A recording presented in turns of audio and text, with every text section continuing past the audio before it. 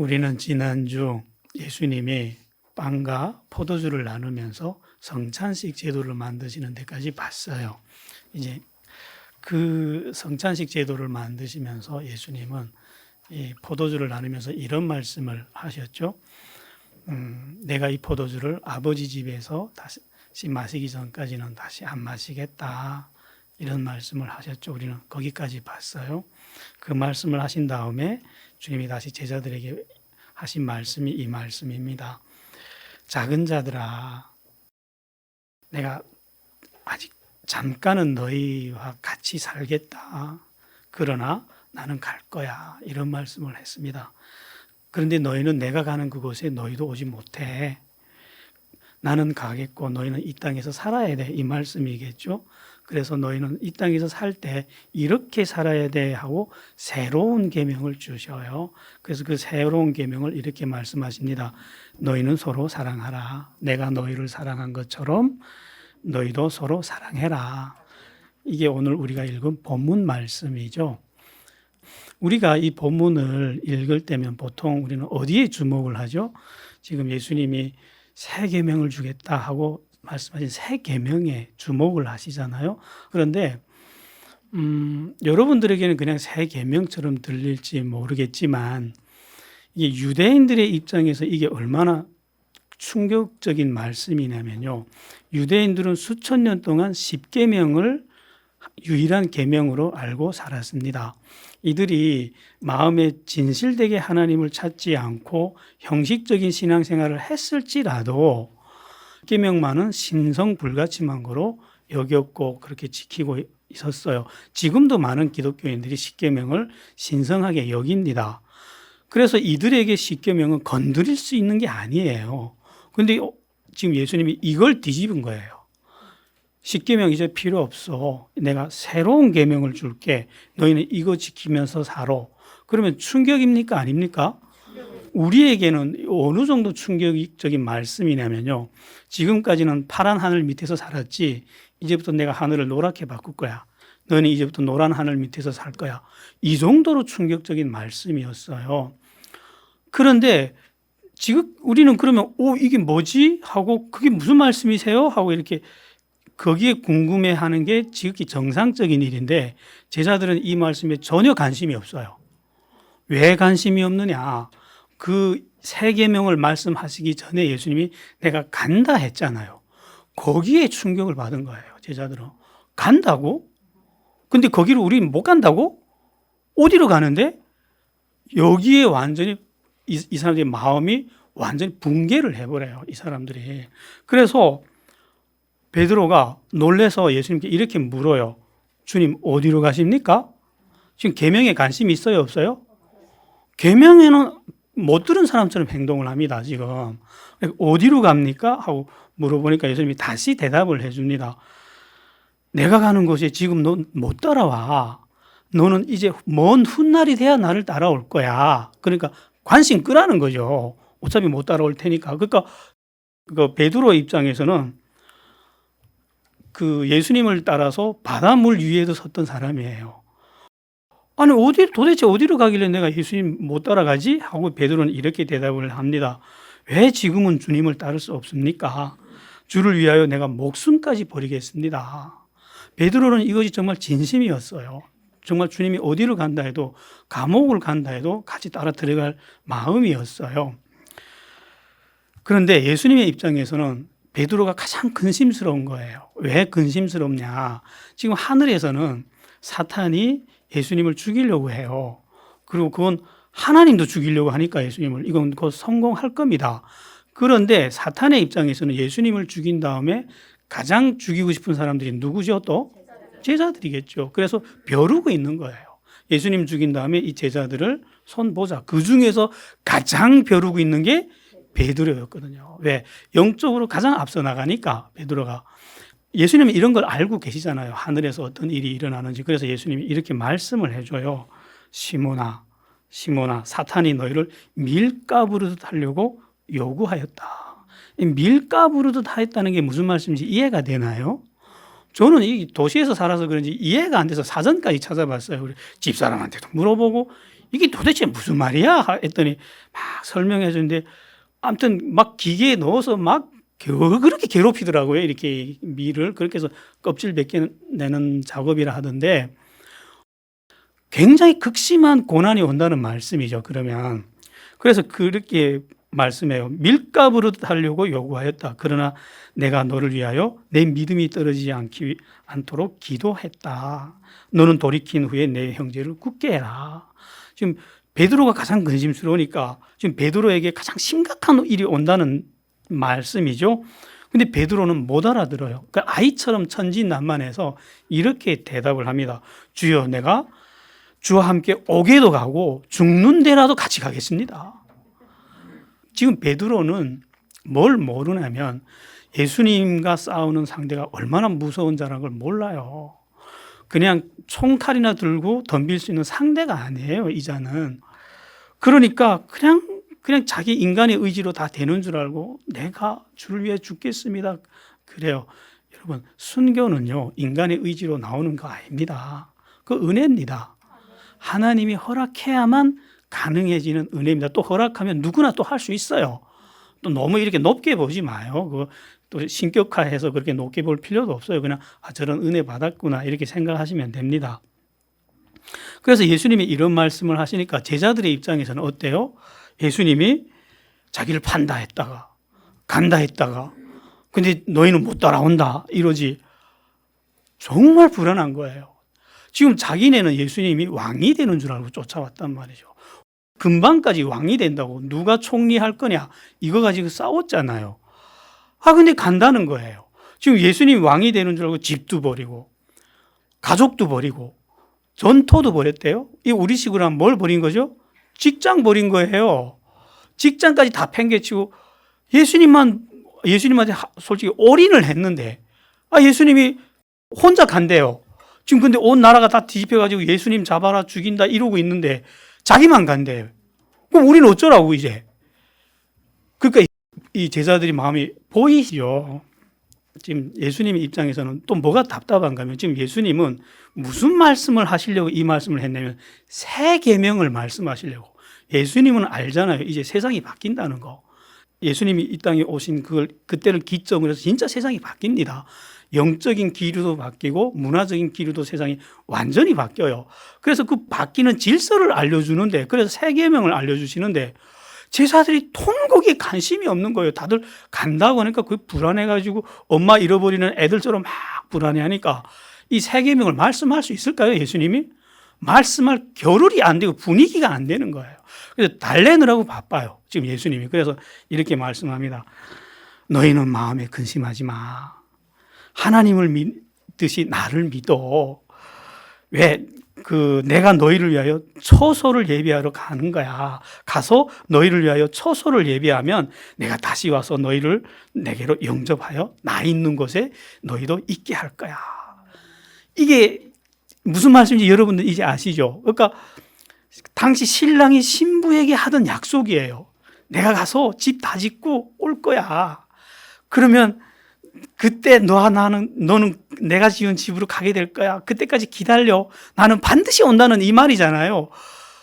그러면서 그래요. 예수님이 그때는 내가 가는 곳에 그 길을 너희도 알게 될 거야. 얼마나 따뜻하고 이 사랑이 넘치는 말씀이에요.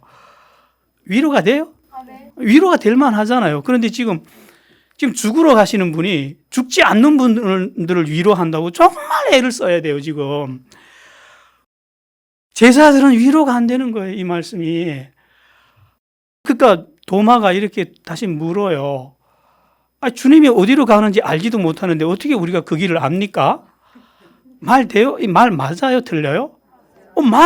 도마 말이 진짜 맞아요. 도마는요, 진짜 합리적인 사람이에요. 지적으로는 보면.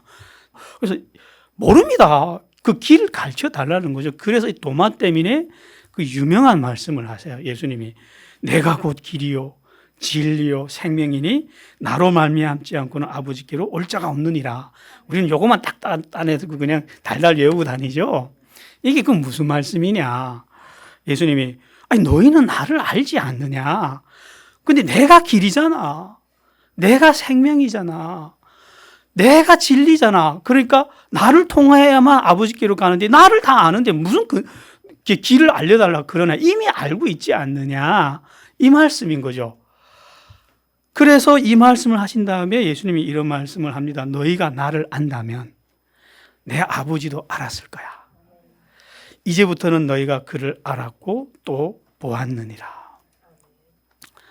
이게 무슨 말씀인가? 여러분은 지금 덤덤해서 늘 지나가는 말씀이겠지 이러고 앉아 듣는데, 지금까지는 예수님이 제자들하고 사람으로 하나님의 아들로 같이 살아오셨어요. 이때까지는 사람이라는 가면을 쓰고 앉아 있었다면 여기서부터는 가면을 확 벗고 봐라 내가 하나님이야 하고 진짜 자신의 모습을 보여준 사건이에요. 이게 보세요. 말씀이 너희가 나를 안다면 내 아버지도 알았을 것이야. 이제부터는 너희가 그를 알았고 또 보았느니라. 지금 너희가 하나님을 봤어.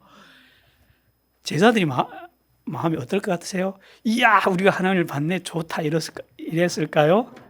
다들 무슨 말이야? 아무리 봐도 사람이거든요. 이해를 못하는 거예요.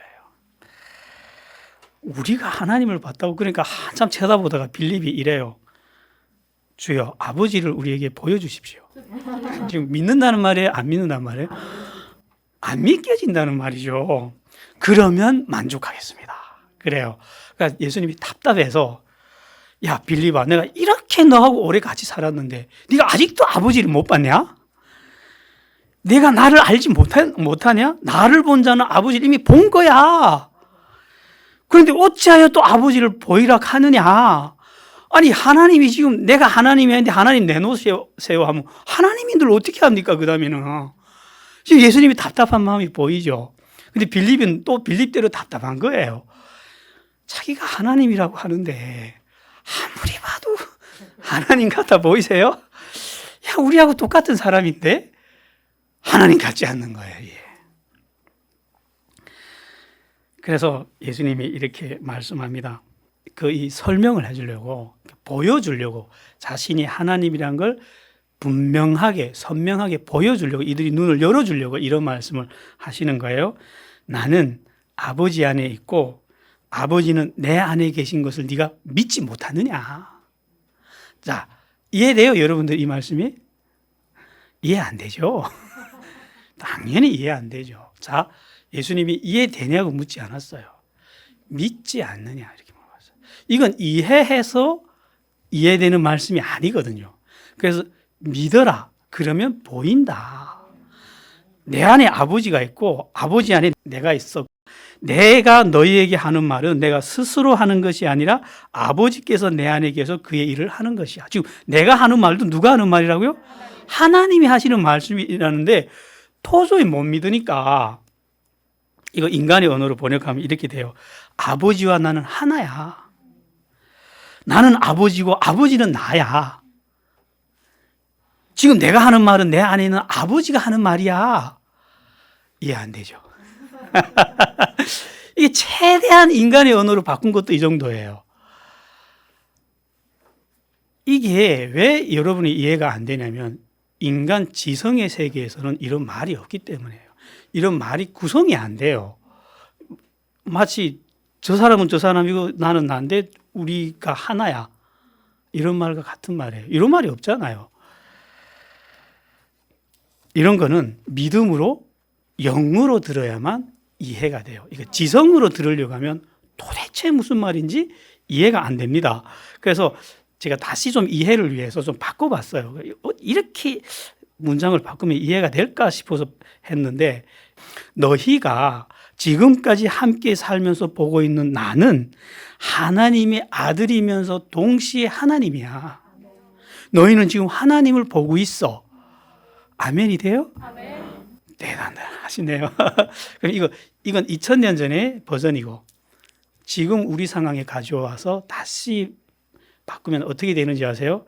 우리가 지금까지 열심히 들었고 보았던 이 말씀이 하나님의 아들이고 동시에 하나님이세요. 아멘. 이게 믿어져요? 이야, 제자들보다 대단한 사람들이에요, 여러분들. 제자들이 이해 못했다니까요, 이게 무슨 말인지. 요한 사도 역시 이걸 지성으로 이해하지 못했어요. 믿는 일이 사실 불가능했죠. 그러다 보니까 어떤 사태가 일어났냐면 예수님이 이렇게 승천하신 후에 마태, 마가, 누가복음이 기록이 돼요. 근데 이 제자들이 이 부분은 이해가 안 되니까 하나도 가르치지도 않고 기록도 안 했어요. 그러다 보니까 어디까지 기록했냐면 예수님이 이런 일들을 행하셨기 때문에 메시아가 아니냐, 하나님의 아들이 아니냐, 그러니까 믿으세요. 여기까지 쓴 거예요. 그래서 누구도 예수님의 실체를 알 길이 없어진 거예요. 그래서 하나님이 이렇게 내려다보시다가 요한 사도를 하늘로 데리고 올라가셨잖아요. 그리고 다 보여준 거예요. 하나님의 보좌까지 데리고 가서 하나님 옆에 계시는 예수님을 보여준 거예요. 거기 가서 이 세상의 끝까지, 그 시작과 끝까지 다 보고 왔잖아요. 그때야 요한이 영안이 열려가지고 다 이해를 합니다. 그리고 저분이 처음부터 하나님으로 오셨구나 하는 걸 그걸 그때 깨닫고 그 다음에 그 하늘에서 내려와서 바로 쓴 책이 요한계시록이잖아요. 그 다음에 인생의 마지막에 신약 성경의 제일 마지막 책으로 이 요한복음을 기록을 해요. 예수님의 진짜 실체를 사람들한테 알려야 되겠다 해서 요한복음을 기록을 하는데 첫 시작이 이래요. 우리 같이 볼까요? 요한복음 1장 1절부터 3절 사이 말씀이에요. 태초에 말씀이 계시니라. 이 말씀이 하나님과 함께 계셨으니 이 말씀은 곧 하나님이시라. 그가 태초에 하나님과 함께 계셨고 만물이 그로 말미암아 지은 바 되었으니 지은 것이 하나도 그가 없이는 된 것이 없느니라. 여기까지 말씀하고 뒤에 가서 뭐라고 하냐면 조금 내려가서 말씀이 육신이 되어 우리 가운데 거하심에 우리가 그의 영광을 보았더니 아버지의 독생자의 영광이었더라. 시작부터 이래요. 그래 요한복음이라는 책은 이거를 말하려고 기록한 책이에요. 말씀이 육신이 되어서 우리 가운데 오신 그분이 하나님이라는 거예요. 태초부터 그분과 함께 계셨고 그분은 하나님이셨고 그분이 우리가 사는 이 모든 천지 만물을 지으셨다는 거예요. 그래서 사람들이 놀랄 거잖아요. 그게 어떻게 그렇게 되지 해서 뒤에 사건을 쭉 쓴 거예요. 그거를 이해할 수 있는 사건들을 쭉 쓴 게 요한복음인 거예요. 그래서 지금 여기까지 온 거예요. 여러분들은 지금 다 이해하고 다 아멘 아멘 하는데 제자들은 그렇지 못했어요. 아무도 믿지 못하고 예수님을 이렇게 쳐다만 봐요. 근데 사실 이게 얼마나 불가능한 일이냐면 이거 이해하고 믿는다는 것이 인류가 이걸 이해하는데 몇 년이 걸린지 아세요? 몇 년이 걸리냐면요. 처음에 그 사도행전이란 보면 기독교가 그 로마 제국으로부터 극심한 핍박을 받잖아요. 그 핍박의 시기가 한 100년 정도 되다가 그리고 이렇게 로마 제국이 국교가 됩니다. 로마 황제가 이 기독교를 받아들입니다. 그래서 로마의 국교가 된 다음부터는 합법적이 되니까 온 세상 사람들이 이제 예수님을 믿는 그런 세상이 펼쳐져요. 그러다 보니까 처음에 핍박받을 땐 도망 다니고 숨기에 바빴는데 이제 합법화가 되니까 자유롭게 큰 예배당도 짓고 찬양도 부르고 이렇게 정상적인 신앙생활을 하다 보니까 생각을 하게 된 거예요. 생각을 깊어지다 보니까 이런 질문이 생긴 거예요. 우리가 믿는 예수님이 누구냐? 이렇게 된 거예요. 아니, 자기가 믿는 상대가 누군지는 알고 믿어야 되잖아요. 예수님이 도대체 사람이냐, 하나님이냐, 이 질문을 앞에서 인간들이 아무리 연구하고 회의를 거듭해도 모르겠는 거예요. 왜? 그분은 하나님이야, 이렇게 정리를 하려고 봤더니 아무리 봐도 사람인 거예요. 마리아에게서 잉태하고 태어났고 우리처럼 똑같은 유년 시절을 보냈고 우리처럼 안 드시면 배고파하시고 피곤해하시고 때리면 아파하시고 인간이에요, 아니에요? 똑같은 인간인 거예요. 그래서 그럼 예수님은 사람이야 하고 도장을 찍으려고 했더니 그분이 하신 일을 보니까 도저히 사람이 할 수 있는 일들이 아닌 거예요. 예수님이 또 하신 말씀을 보면 이거 인간이 할 수 있는 말씀들이 아닌 거예요, 이게. 그러니까 하나님이라 할 수도 없고 인간이라 할 수도 없고 그래서 이 기독교 지도자들이 한 번은 모여요.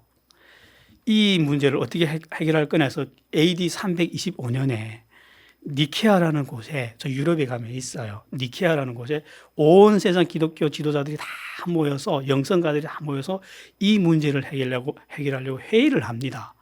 회의를 하다가 하고 또 하고 하다가 결론을 어떻게 내렸냐면, 예수님은 하나님이면서 동시에 인간이다. 여기까지 오는데 300년이 걸려요. 325년이 걸렸어요. 그랬는데 질문이 하나 또 생긴 거예요. 그러면 성령님은 누구냐 이렇게 된 거예요.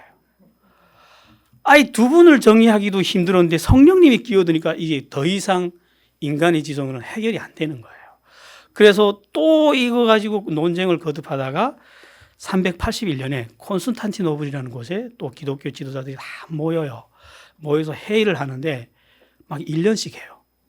근데 우리처럼 한 10명이 모인 게 아니라 2,000명, 2,500명 이렇게 모여서 1년 이상씩 회의를 해요. 그럼 돈이 많이 들겠죠. 그럼 그 돈 누가 됐냐? 황제가 된 거예요. 로마 황제가.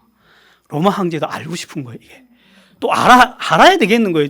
로마 황제도 하나님, 예수님이 누군지 알고 싶은 거예요. 그래서 해결하라고 무제한 후원을 해줘서 거기서 회의를 하다가 이렇게 하나님이 알려줘서 은혜를 주셔서 이렇게 결론을 내렸습니다. 하나님은 삼위일체다. 이게 무슨 말이냐? 삼위일체란 건 이 인간 지성의 세계에 없는 말이에요. 이해하려고 하지 마요. 이해하려고 하면 더 머리가 복잡해져요. 이런 말이에요. 성부와 성자와 성령은 다 하나님이야. 세 분이야. 근데 동시에 한 분이야. 아멘이 돼요. 땅에는 이런 존재 없죠. 땅에는. 근데 하늘에 가면 우리와 같은 레벨의 존재가 아니겠죠. 이렇게 차원이 다른 존재겠죠. 근데 이렇게 극난한 어려운 이해를 위해서 어려운 말씀인데 이거를 제자들이 이해할 수 있을까요? 이해할 수 있는 방법을 설명해줘요. 예수님이. 그 방법이 뭐냐? 우리 같이 볼까요? 요한복음 14장 11절이에요. 제가 웬만한 말씀 잠깐 안 따라가는데 너무 중요한 말씀이라서 이렇게 같이 봅시다. 14장 11절. 우리 다 같이 말씀 시작.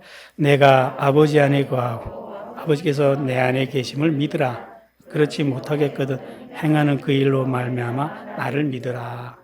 자, 내가 아버지 안에 있고 아버지가 내 안에 있다는 거 못 믿겠니? 그럼 좋아. 그럼 내가 한 그 일을 믿어라. 그럼 그게 보인다는 거예요. 방법을 예수님이 알려주신 거예요. 이게 무슨 말씀이면 예수님이 한 일들을 보세요. 물로 포도주를 만들고 죽은 사람을 살려내고 떡 5개로 수천 명 먹이시고 소경을 눈뜨게 하고 없던 눈도 막 생기게 하고 이게 사람이 할 수 있는 일이에요? 이거는 정말 하나님밖에 할 수 없는 일들이잖아요. 그러면 이런 거를 보고 믿으면 아, 저분은 사람이 아니네? 이런 것이 보인다는 거예요. 그러면 너희가 내 안에 계신 하나님을 내가 하나님이라는 것이 보인다는 거예요. 그래서 그걸 보게 해주려고 요한 사도가 예수님이 하신 일들을 쫙 기록했고 우리는 그걸 차곡차곡 순서대로 여기까지 왔잖아요. 그랬더니 여러분들은 아멘 했어요. 예수님이 하나님이라는 게 보이니까 아멘 하더라고요. 대단한 거예요, 이거. 그래서 요한복음은요, 이성으로 읽으면 안 돼. 이해가 안 돼요. 지성으로 읽으면 절대로 이해가 안 돼요. 처음부터 무엇을 타겟으로 해서 기록을 했냐면 믿음이 있는 영혼들이 받을 수 있는 말씀으로 기록을 했어요. 그래서 좀 어렵죠, 요한복음은. 이 때문에 그 마태, 마가, 누가복음을 보고 공간 복음서라 이렇게 말씀해. 무슨 말이냐? 마태, 마가, 누가는 구조를 이렇게 기록했어요. 예수님이 이런 놀라운 일들을 행하셨고 이런 말씀들을 했기 때문에 하나님의 아들이잖아. 그럼 당신들이 이분을 믿고 구원 받으세요. 이런 구조로 썼어요. 똑같은 시각에서 썼다 해서 공간 복음 이렇게 말씀을 해요. 거기서 요한복음은 빠지는 거예요. 요한복음은 전혀 다른 구조로 기록한 거예요. 거꾸로 기록한 거예요. 어떻게 기록했죠? 처음부터 이분은 하나님이시야. 그러니까 하나님이시기 때문에 이런 일들을 행하셨고 이런 말씀들을 하셨어. 그러니까 이걸 보고 당신들도 하나님을 보라고. 자, 우리가 메시아 맥을 이렇게 거의 1년째 하고 있잖아요. 이렇게 아담이 타락한 순간부터 와서 걷고 여기까지 걷다 보니까 지금 어디까지 왔냐면 하나님을 보는 데까지 왔어요. 보입니까? 이야, 대단한 은혜라는 게 보이죠.